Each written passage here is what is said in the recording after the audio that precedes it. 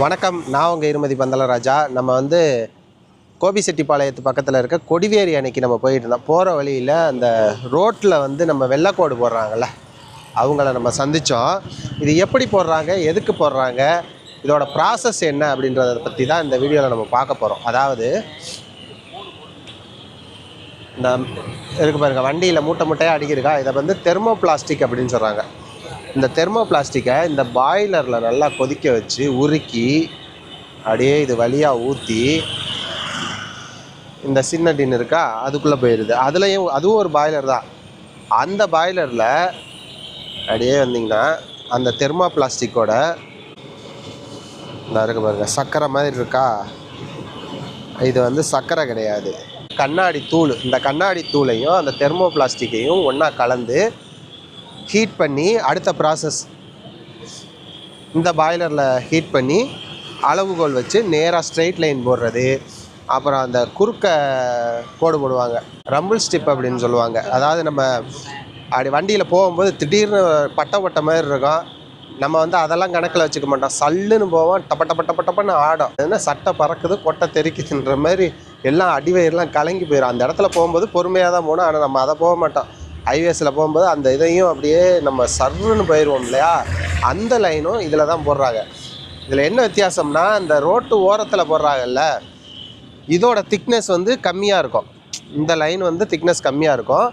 அந்த சென்டரில் போடுற அந்த பட்டை மாதிரி போடுறாங்கல்ல, அதோட திக்னஸ் வந்து ஹைவேஸில் போடும்போது 10 mm அப்படின்னு சொல்கிறாங்க. இந்த மாதிரி சாதாரண ரோட்லலாம் போடும்போது 5 mm அப்படின்னு சொல்கிறாங்க. என்னப்பா இது, இந்த பிளாஸ்டிக்கை பாய்லரில் உருக்கி கண்ணாடி இதை மிக்ஸ் பண்ணி அப்படியே போட்டால் லைனாக போட்டுட்டு போகுது அப்படின்றத விட, இதில் வேலை செய்கிறவங்களோட கஷ்டம்னு ஒன்று இருக்கு இல்லையா, அந்த கெமிக்கல் வாடை, அந்த ஹீட்டு, இதிலையே நின்றுட்டு தான் அவங்க வேலையும் பார்த்தாகணும். உண்மையிலே ரொம்ப கஷ்டமான வேலை.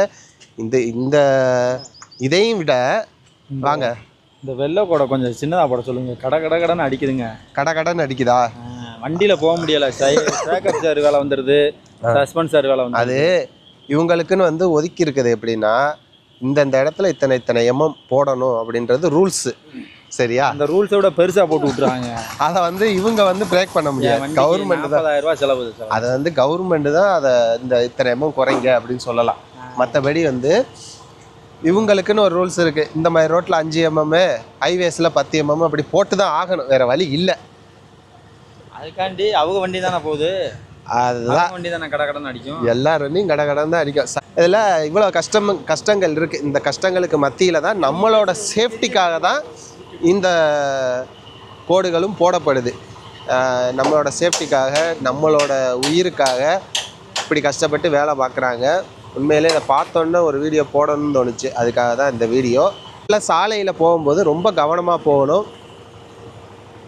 உங்களோட அந்த கோடை கொஞ்சம் சின்னமாக போட சொல்லுங்கள், பெருசாக போடுறாங்க. ஏங்க கோடை பெருசாக போடுறீங்க, சின்ன. மேலும் ஒரு நல்ல வீடியோவில் உங்களை வந்து சந்திக்கிறேன். அதுவரை உங்களிடமிருந்து விடைபெறுவது உங்கள் இருமதி பந்தலராஜா. நன்றி, வணக்கம்.